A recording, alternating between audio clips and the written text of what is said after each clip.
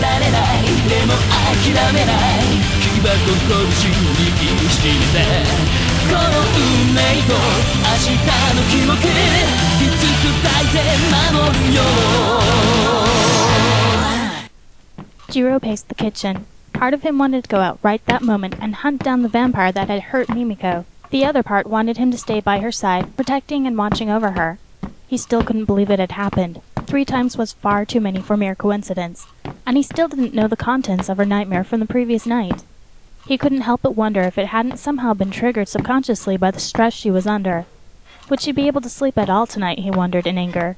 He stopped, remembering why he'd escaped into the kitchen in the first place. He needed to calm down, and he needed to get a glass of water for Mimiko, a much simpler task. He wasn't sure if he was relieved or not, learning just how badly she'd been hurt. At least it wasn't an outright break. But with a bruised and slightly chipped bone, it would certainly be painful and take some time to heal. I won't leave her side, even if it means I have to be the world's strictest bodyguard. He clenched his fist as he silently vowed that he would catch the vampire responsible for this and personally kill him. He could hear Mimiko's cell phone ringing, bringing him once more back to reality. He was supposed to be getting a glass of water, but he had to regain control of himself again. He breathed in deeply, eyes closed, then exhaled. Mimiko hung up the phone with a sigh of relief as Jiro re-entered the room, carrying the promised glass of water. She was mildly curious about why it had taken so long, but seeing his face more composed gave her the answer. Thank you. She took the offered glass with one hand and tried to open the bottle of pain pills with her other, without much success. He gently took the bottle from her and opened it. How many? She glanced up into his eyes briefly, then looked away. 2, I think. He quickly scanned the information printed on the side, then handed her 2 white pills, pocketing the bottle. She took them gratefully, downing them with the entire contents of the glass, then lying back against the cushions. Thank you, Jiro. Hopefully they'll kick in soon. Jiro glanced at her as he retook his seat, trying to determine just how much pain she was in. He'd hoped her answer would have given it away, but apparently she was either trying to hide it or wasn't suffering as much as he thought she was. Who was on the phone just now? Mimiko closed her eyes and put one hand to her forehead. Jinai. He heard about what happened today, so he's giving me a whole week off. He didn't sound too happy about it, though. Remind me to thank him next time we meet. Jinai wasn't exactly giving her a vacation, but at least it was time off, and a more convenient way for him to keep an eye on her. Sure. Her eyelids drooped once more. Sorry. So tired. It's all right. You have the right to be tired. Sleep, Mimiko. I'll wake you up in a few hours so you can get something to eat. He'd force-feed her if he had to, he decided. She definitely was not eating properly. Thanks. She drifted, the powerful pain medication starting to kick in on her mostly empty stomach. It only took a few minutes for her to be completely out. Jiro retrieved a blanket and tucked it around her, then headed back to the kitchen. Kotaro, come out here, please. I need to talk to you. He clearly heard his younger brother gulp from the bedroom. Thunder clashed outside the window as lightning lit up the inside. Mimiko? My darling, please, we have to go. The covers were pushed back away from her huddled form, and she whimpered. No! She tried to grab for the covers, to hide under them again, but to no avail. Mimiko, we have to go now. Other voices could be heard, loud footsteps on the hard flooring. The sound of crashing furniture momentarily overwhelmed them, followed by angry cursing. From outside, the loud crash of thunder reverberated through the air. Mimiko cowered into an even smaller ball, the darkness surrounding both her and the shrouded figure by her bed. Please, please, my dear, we don't have time for this. But Mama, the thunder! Another clash echoed from the sky. She suddenly found herself swept up into a pair of strong arms, pressed firmly against the woman's chest, taking in the smell of ginger and apples, her mother's scent. Mama! Shh, it's all right. It's all right, my love. With the young girl in her arms, she headed not for the door, but the window. I won't let them take you. Don't worry. Another bout of loud crashing came from the main part of the house, causing the older Katsuragi to hesitate for just a moment. Determination welled up in her once more as she opened the window and thrust Mimiko through the opening. The girl landed with a thump, unable to move from the surprise. Her small arms and legs were scratched by the many thorned bushes outside her window, the blood washed away by the sky's tears. Their leaves had not yet grown to cushion the thorns, and she began to cry in earnest while her mother pushed her way through the small opening as well. Mama! Mama! Mama! Shh, it's all right. It's all right. The crashing inside stopped suddenly, and the older woman looked back in horror. She took one step, stooping down to sweep up her cowering child, but her leg got tangled in the old growth they'd never cut away. She went down. The window! Amaya Katsuragi turned to her daughter, putting her hands on the little girl's shaking shoulders. Mimiko, you must run. Get away from here, do you understand? Run, please, just don't look back. She pushed her almost 4-year-old daughter in the proper direction, then turned to free herself. She looked up long enough to see if Mimiko was doing as she was told. Run, child! Mimiko stared at her mother's face. The older woman's eyes were wider than she'd ever seen them, their dark chocolate mirroring the terror in her own. The loud cracking of wood above them made her jump. She turned away from her mother and ran. Behind her, she could hear snarls, more breaking wood, followed by her mother's scream. Gentle arms held her from behind. She couldn't see for the tears, not that there was much to see. The light was dim, and she wasn't sure she recognized where she was. Shh, it's all right. It's all right. It was just a dream. The soft voice crooned in her ear as she was slowly rocked back and forth. The gentle movement reminded her of the ocean waves. Mama. Mama. She continued to sob, repeating the name over and over again in a small voice. Jiro smoothed her hair with one hand, keeping the other firmly around her, supporting her. It was just a dream. You're safe. It's all right. He half expected her to fall back to sleep, but she didn't. Instead, she turned into his shoulder. She's gone. Mama's gone. Her slight frame shuddered. Why? Mama? Why? The blanket that had covered her slid to the floor. Her legs were in danger of slipping off of the couch, something that would jar her injured knee. Jiro pulled her in closer to his chest, turning her so that her legs were over his lap, propping them on the chair he'd fallen asleep on hours earlier while watching over her. The anguish in her voice concerned him. Hadn't she been an orphan for quite some time? How long ago had it been since her parents died, he wondered. She never talked about it, only mentioning it just the once in a rather matter-of-fact way that didn't invite questions. He realized he had no idea how they died. Mimiko. Mimiko? He wasn't sure if she'd fallen asleep again. Her shoulders were relaxed against his, her eyes closed, but the tears still leaked from them. Jiro, why did they have to leave me? Why did they have to die? His arms tightened around her. I don't know, Mimiko. I don't know. But I promise, I will find out for you. Rinsuke sighed heavily into the phone, one hand to his forehead as he tilted his head back. Of all people to call him at his office, Jiro was the only one he'd really rather not talk with. The black blood was always wanting something from him. I'm sorry all this happened, darling. But really, what did you expect? She is strong-willed and always will be. You should know that by now. It was only a matter of time before... She was attacked, Rinsuke! You could have at least predicted that something was going to happen! I'm sure that you and Jinai have a lot more that you aren't telling me. The purple-haired man laughed nervously, waving a hand, even though he knew Jiro couldn't see it. Nonsense. Listen to what you're saying. You make it sound like we were keeping secrets from you. Not just sound like. I know you are. I want to know what you're hiding, and I want to know now!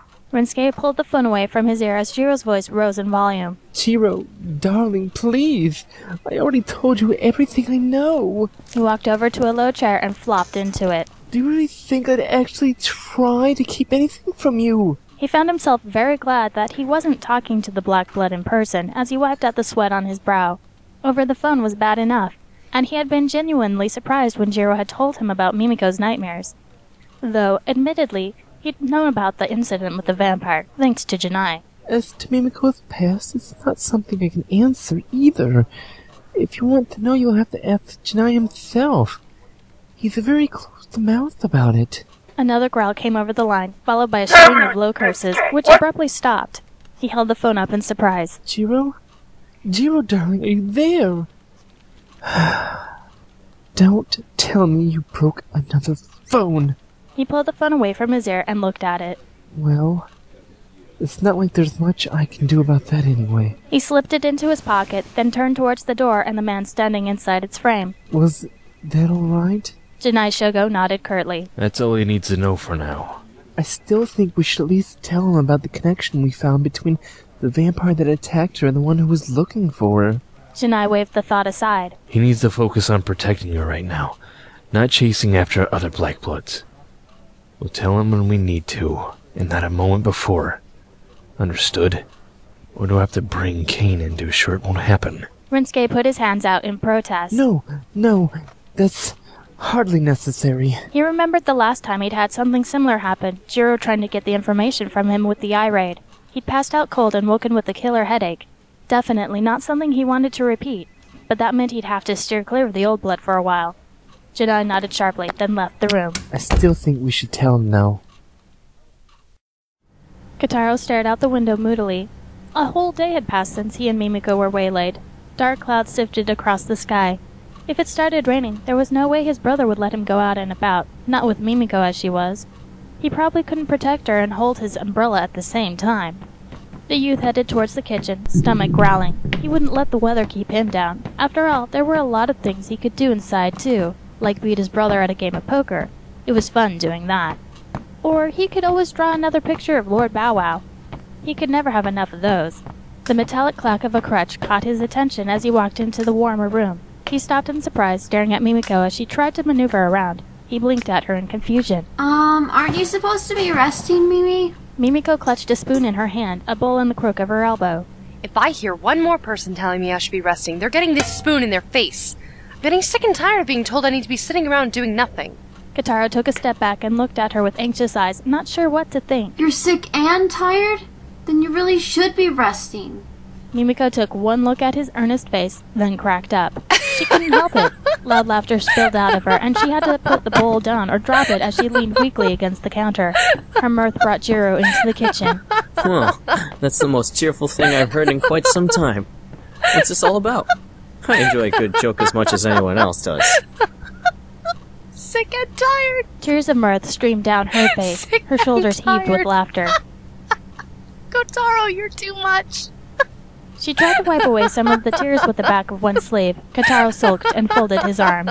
I didn't think it was that funny. It took Mimiko another couple of minutes to calm herself and tell Jiro about the misunderstanding, but he, too, enjoyed the joke. Kotaro, what Mimiko meant was... A loud crash of thunder filled the air. Mimiko jumped, knocking the metal bowl off the counter, spilling the contents in a large puddle of batter across the floor. Her eyes went wide with the second boom that followed less than 5 seconds after the first, one of her crutches landing in the mess. She had to hold to the countertop for balance. Silly of me. Jiro noticed that her hands were shaking ever so slightly, her muscles tense. Thick rain began beating against the window and walls, making a quick rat-a-tat sound against the building. Kotaro turned to look out the window.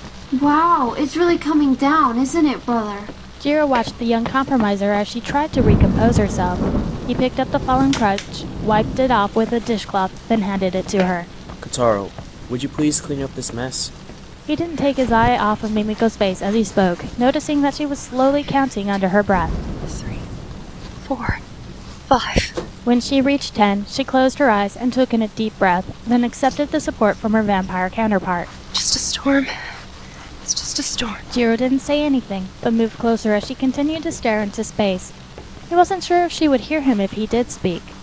Light flashed across the sky as Kotaro finished wiping up the spilled mess, heading to put the dirty towel into the wash. The thunder crashed through the apartment, louder than before. Mimiko gasped as the lights went out. Run, child! The words echoed in her head as the rain came splattering down. Her nightgown stuck to her like a second skin as water streamed down her face, the wind whipping up behind her as she ran for all she was worth. In the distance, she heard a wolf howl. Her stride was thrown off and she went down into a puddle of water, mud splashing in her face. She shivered as another crack of thunder filled the sky. Lightning flashed. A man she did not know walked towards her, visible only because of the occasional flicker of electricity across the sky. The light played across his face, making his eyes glow red. The little girl cowered. Light flickered as Jiro lit a candle. He set the candle on one of the many shelves in the living room. Mimiko blinked, wondering when she'd move back to the couch. The last thing she remembered was the first crack of thunder as it shook through the apartment. Hazily, she thought she remembered a second crash, but wasn't sure. She wondered why the lights were off, noticing as Jiro lit a second candle. The rain continued to pound against the walls, but no more thunder sounded.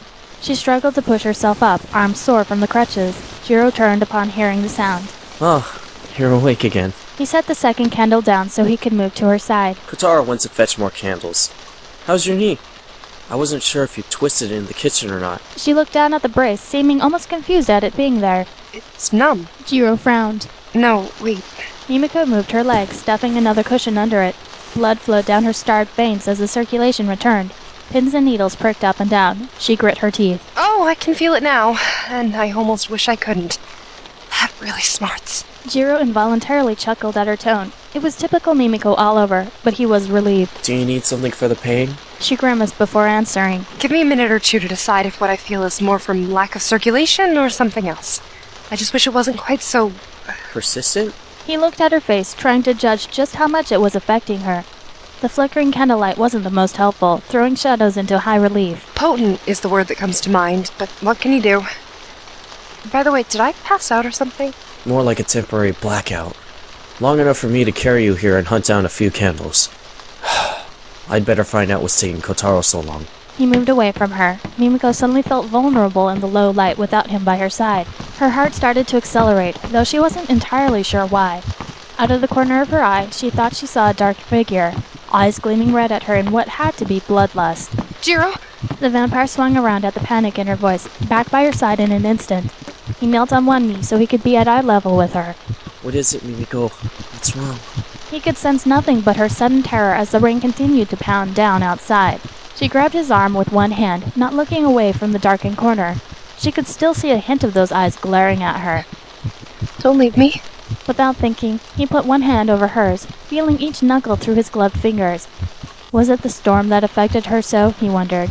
He knew she didn't show fear for much of anything, so why would something like this cause her such agitation? Had she had another nightmare in that short time she'd been unconscious? They both lapsed into silence, listening to the storm while Mimiko's heart returned to its normal pace. Her grip loosened, but Jiro continued to hold her trembling hand. I'm sorry. He looked up in surprise, coming out of his own reverie. For what? She closed her eyes for a moment, then returned his gaze. For tonight. You have nothing to apologize for. Mimiko sighed, putting her free hand over her eyes. The candlelight flickered off her skin eerily. When I was a little girl, I used to have terrible nightmares. I would wake from sleep screaming almost every night. Jinai would comfort me as best he could, but he could never make them go away. I guess I eventually grew out of them as I got older, but I still remember having them. Jiro pursed his lips in thought as he reached across to gently rub her shoulders.